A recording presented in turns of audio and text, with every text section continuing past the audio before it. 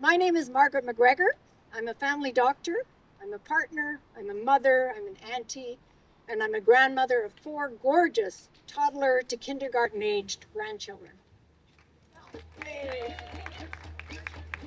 I'm speaking to you today as a settler living on the unceded, stolen territory of the Musqueam, Squamish, and Tsleil-Waututh nations. I acknowledge that First Nations and Inuit people have lived and stewarded these lands from time immemorial. And I strive to learn from them about reciprocity with the land and all our relations. I want to give everyone here today a huge and heartfelt thanks for showing up to talk about Palestinian healthcare workers. The group I'm a part of, BC Physicians Against Genocide, formed a year ago because we were so horrified by Israel's massive killing of civilians, bombing of hospitals, destruction of the environment, and destroying educational institutions. It's produced words in our lexicon that we never knew existed, like scholasticide and healthicide and ecocide. It's unbelievable. 1,571, 446, 6, and 83. These are the numbers I'd like you to reflect on today.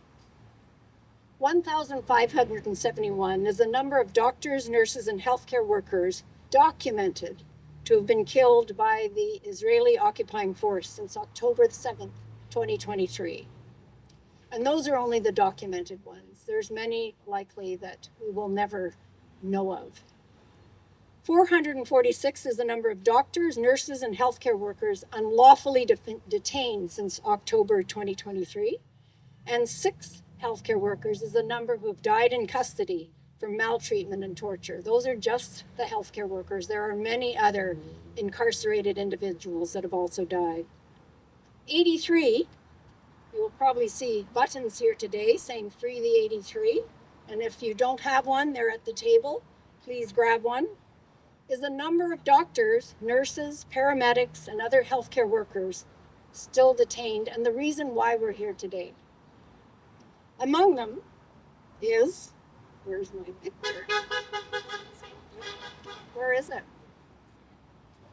Well, Dr. Abu Safia. I have a very nice photo of him, but it's gone AWOL. How many know his name?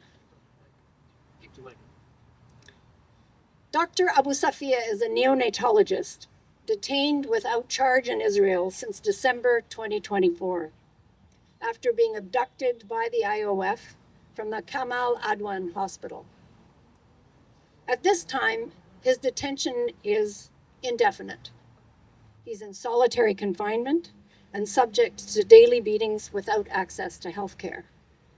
Now, on July 2nd, that's just 4 days ago, his lawyer visited him, and he reported fresh bruising across his body, including his head, his eyes, his ears, his neck. And his injuries were so severe, the lawyer had difficulty actually recognizing him. Dr. Abu Safia also had dyspnea, that's difficulty breathing. And he said to his lawyer at that time, "This is the last time you'll see me. They brought me here to kill me." Our gathering today is part of a worldwide effort by the British Medical Association, the World Medical Association, Amnesty International, Physicians for Human Rights Israel, and many others calling for the immediate release of Dr. Abu Safia and all the remaining 83 Palestinian healthcare workers detained in Israeli prison without charge and facing torture and inhumane treatment with no timely access to healthcare. So, our first speaker today is the Honorable Senator Yuan-Pao Wu. Senator Wu has been a consistent political voice speaking out against the genocide, and we are deeply grateful for his courage and powerful advocacy for Palestine and for Palestinians.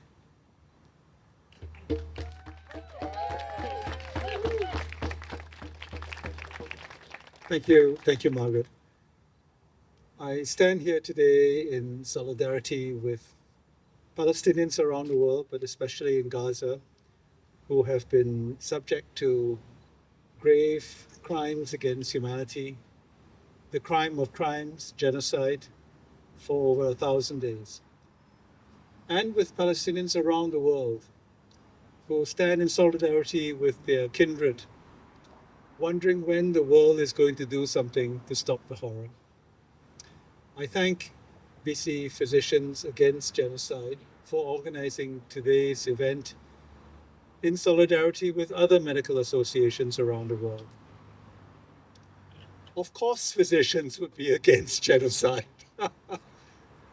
Your creed, your oath is to protect life, is to save lives, is to heal,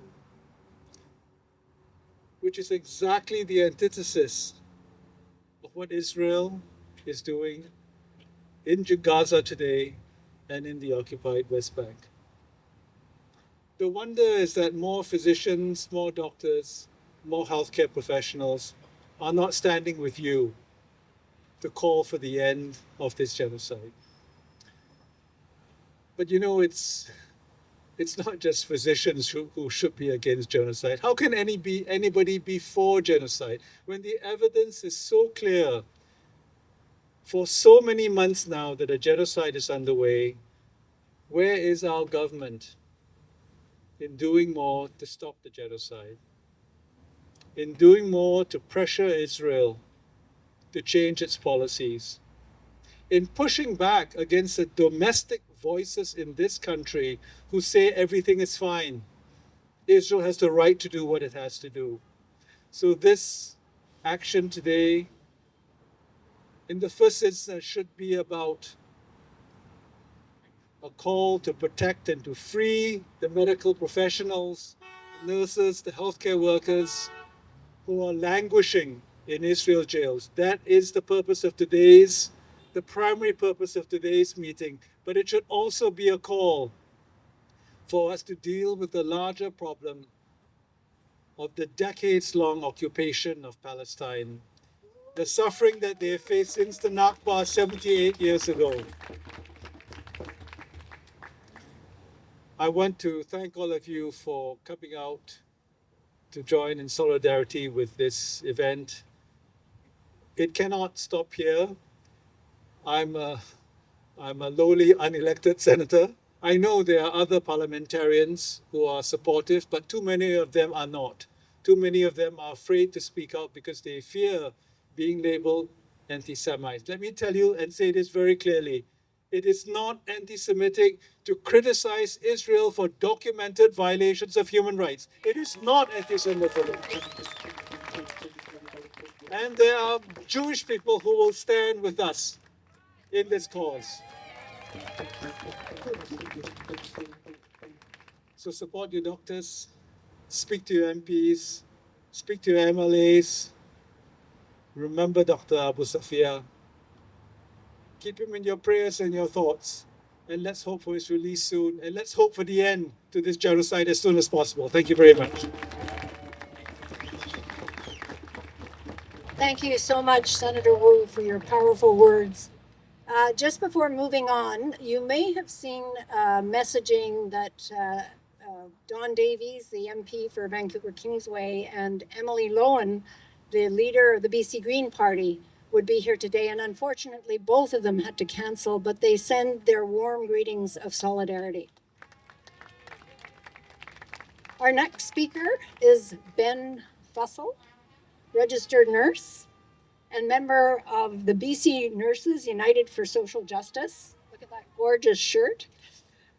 This is a group of nurses who've been engaged in Palestine solidarity work for over 2 years and who firmly believe that they have a vital role to play in decolonization from Turtle Island to Palestine. Thank you, Ben. Thank you, Margaret. Thanks for coming out today, folks. So as Margaret mentioned, my name is Ben Fussell. I'm a dad to 2 young boys. I'm a palliative care nurse here in Vancouver, and I'm a member of BC Nurses United for Social Justice. So it's It's hard to describe the distress I've felt watching the genocide unfold, particularly the targeting of our nursing colleagues in Gaza.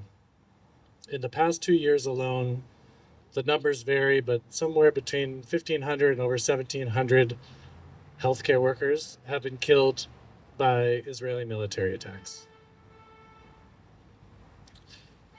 According to Healthcare Workers Watch, at least 96 healthcare workers have reported torture and inhumane treatment while detained by Israel.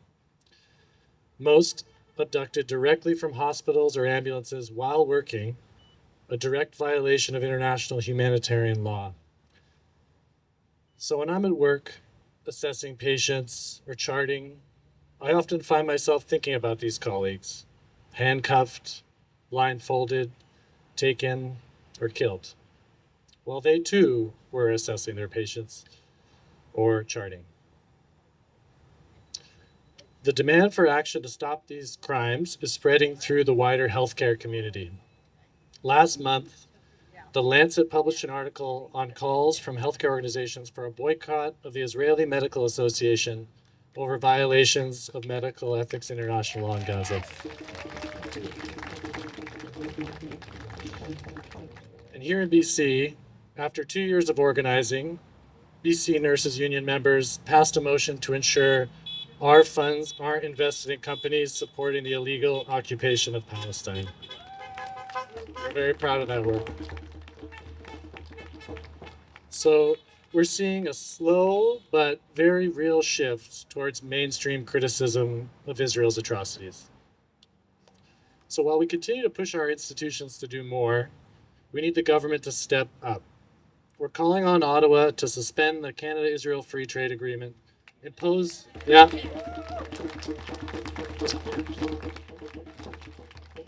a two-way arms embargo on Israel, and demand unhindered access to humanitarian aid and supplies to Palestinians in Gaza.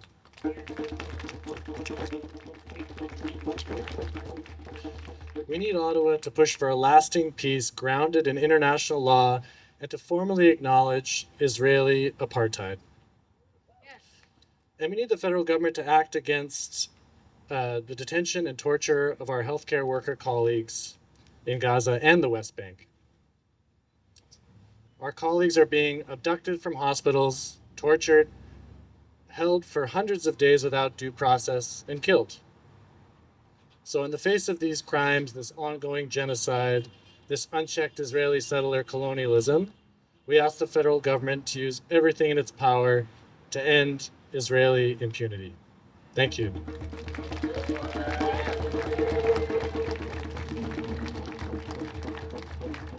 Thank you, Ben. Our next speaker is Dr. Annalee Yassi.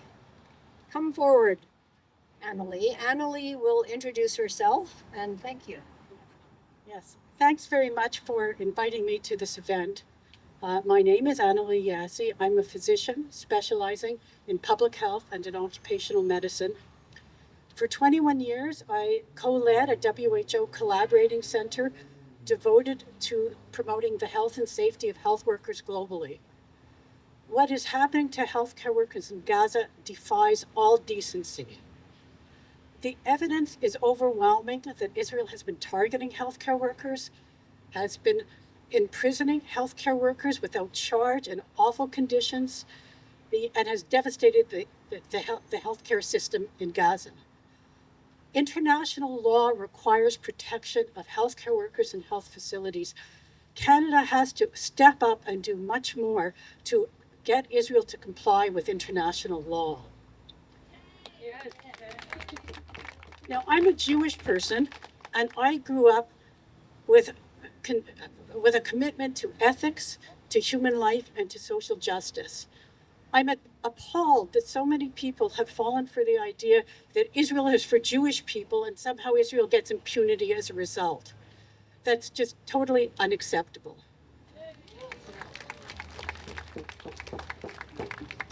For thousands of years, Jewish people lived in harmony with people of other religions in the Middle East. Moreover, the idea that Judaism is a nationality is a Zionist construct that defies 2,000 years of Jewish life. For me and most other Jews, I would say, Judaism is about ethics, it's about traditions, it's about customs, it's about beliefs. It has nothing to do with nationality. So it is absolutely unacceptable to be using the history of Jewish persecution as an excuse to turn a blind eye to what's happening in Gaza. Yes.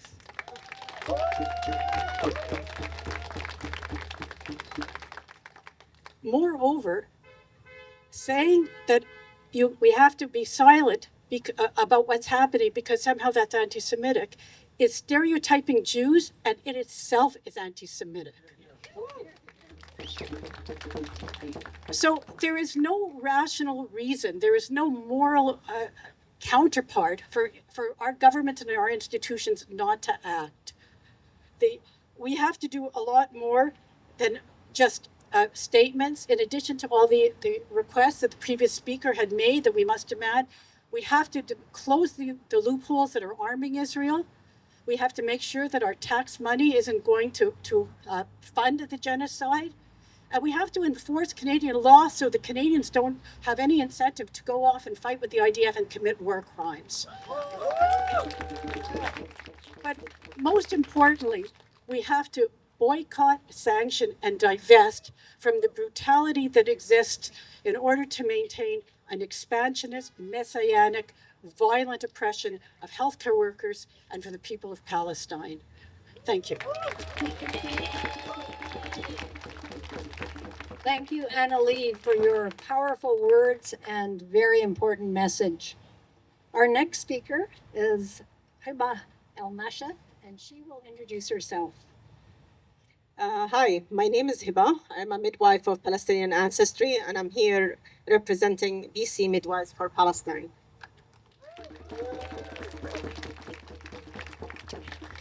It's been 2 years since I was in Gaza. I volunteered at a maternity hospital in the Nusayrat refugee camp area. And I'm still flooded with memories from that time. Today, on the subject of healthcare workers being targeted, I want to tell you about 2 of them. On my last day in Gaza, I met a midwife named Sana. She had just finished her morning shift, and I had decided to stay on the delivery unit for 24 hours so I could say goodbye to everyone before I left. Later that night, around 10 p.m., I heard screaming coming from outside. I was on the 2nd floor, and the screaming was so intense and unusual that I ran downstairs to see what was happening. I went to the emergency tent and I found 2 midwives standing over a woman who was wailing in pain. They called me, Hiba, come over. It's Sana. The same midwife I had met that morning. She had been struck by shrapnel from a nearby bombing, hitting her right arm, her dominant arm. While she was sleeping in her tent, she had gone to sleep in peace and woken up in agony, unable to move her hand. She was crying in horror, asking me to tell her if she lost her arm. She was begging me to stop the pain. The doctor said she would likely lose her arm. She was transferred to another hospital, and her arm was salvaged. Just a couple months ago, I received a photo and a message from her. She's well. Her arm works again. She's back to being a midwife, and she's undergoing physiotherapy. At the time, there was so much uncertainty. We did not know if she would keep her arm or her livelihood. She turned out to be one of the lucky ones. She survived. She was able to move forward with her life. Not everyone was as lucky. There was another midwife named Islam. She had a 3-year-old son, Osama, with a chronic condition.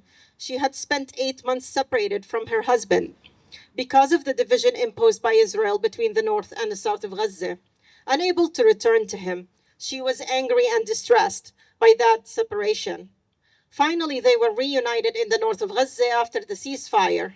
Shortly after she was targeted with her husband and son while they were sleeping in their home, I found out she has been killed through a post on Instagram. Midwives are rarely mentioned when we talk about the toll of this genocide. We don't take up as much airtime, but midwives are the ones who welcome the next generation into the world. We support women through labor, we empower them, and we work to give them safe outcomes in the most dangerous of circumstances.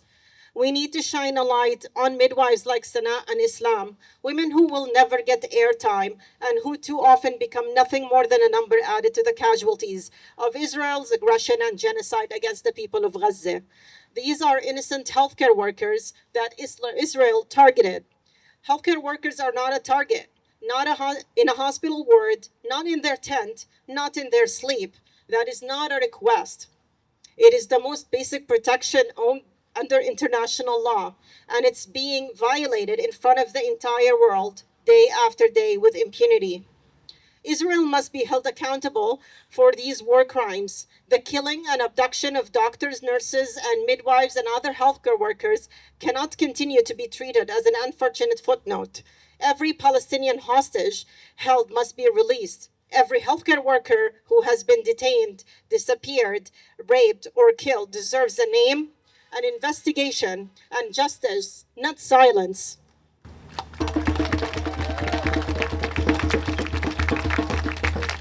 We're not asking for sympathy, we're demanding accountability. Sana and Islam were not soldiers, they were not combatants. They were women who spent their lives catching babies and holding the hands of women in labor while hospitals and shelters are being bombed.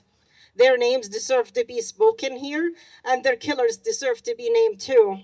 Until that happens, we will keep showing up the way midwives always do. We will keep saying their names, Sana, Islam, and all the others that we have not yet had the chance to name. Healthcare workers are not a target. Thank you.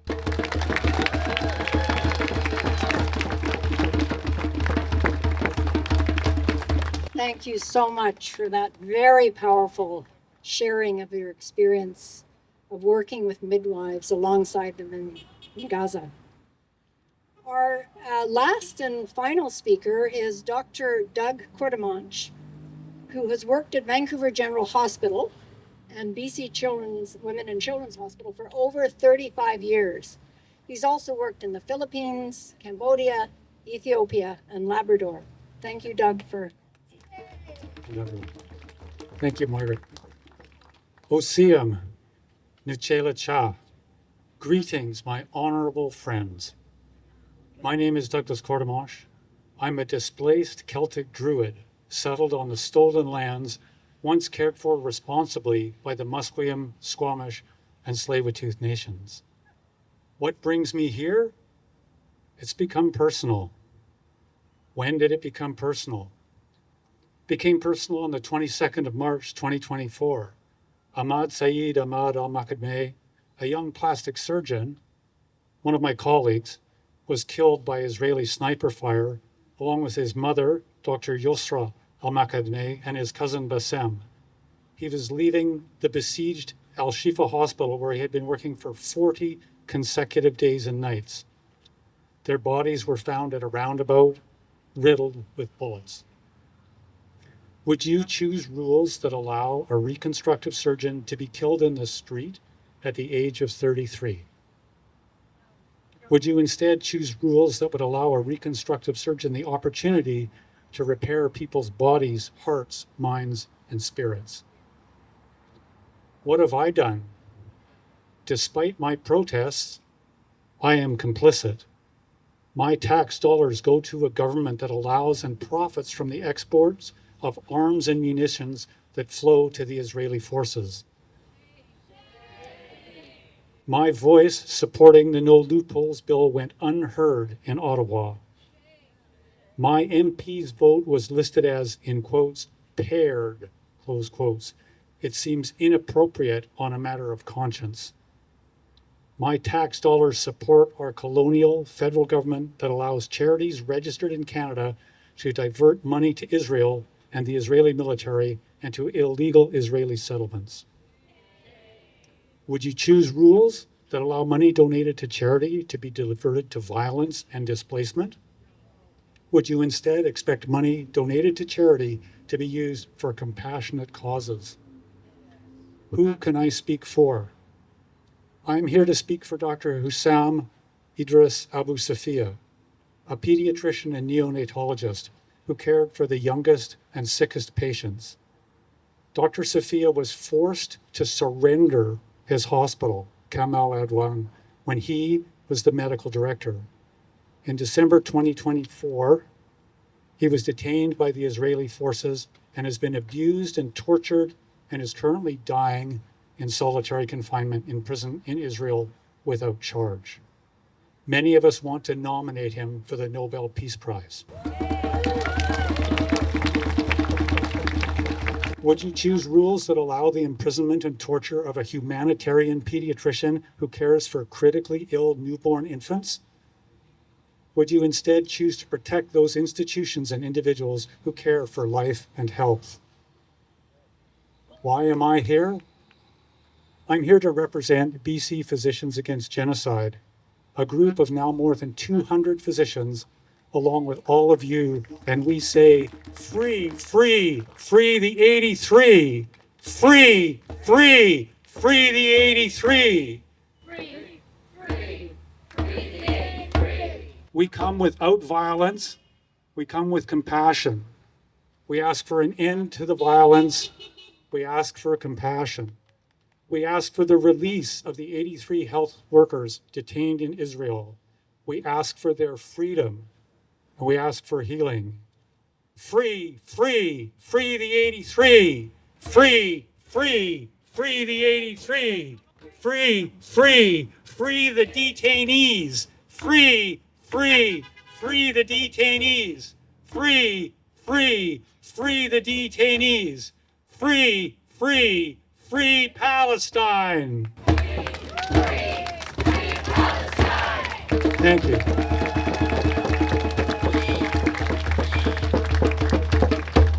Thank you so much, Doug. I'm now going to give the mic to Angelo Moroni, and Angelo works with the Theater of the Oppressed, and he is going to walk us through the dramatization of what we have been using, kind of our intellectual words to talk about in the first half hour. So thank you, Angelo, very much for doing this. Thank you, and thank you for everyone, all your work, all your pressure continuously. So thank you. It gives me hope and it gives me motivation to continue. Also to the Palestinian brothers and sisters. Okay, so this is going to be okay. Are we ready? Are we ready? Okay. Do we have our, okay, good. First, let's have the drummers. Okay. Ready?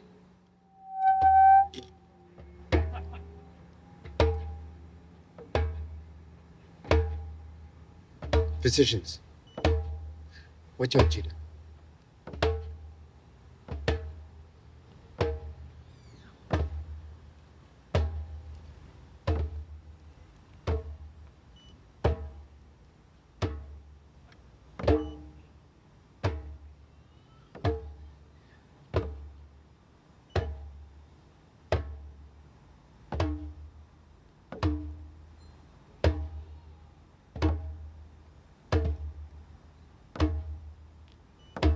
And now begins the die-in.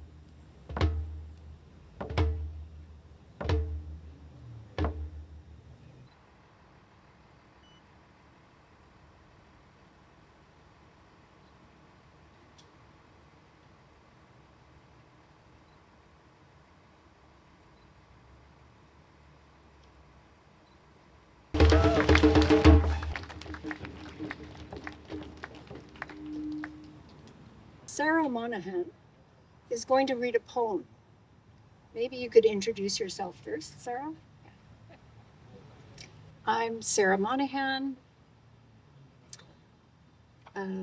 obstetrician gynecologist who values my pediatric and neonatology colleagues so deeply, and midwifery colleagues, anesthesia colleagues, and that is why Dr. Abu Safiya hits home so deeply for me. I'm going to read a poem that many of us have heard by Rafat al-Rir, who was killed during this Gaza genocide. If I must die. If I must die, you must live, to tell my story, to sell my things, to buy a piece of cloth and some strings, make it white with a long tail, so that a child somewhere in Gaza, while looking heaven in the eye, awaiting his dad who left in a blaze and bid no one farewell, not even to his flesh, not even to himself, sees the kite, my kite you made, flying up above, and thinks for a moment an angel is there bringing back love. If I must die, let it bring hope, let it be a tale. Free Palestine.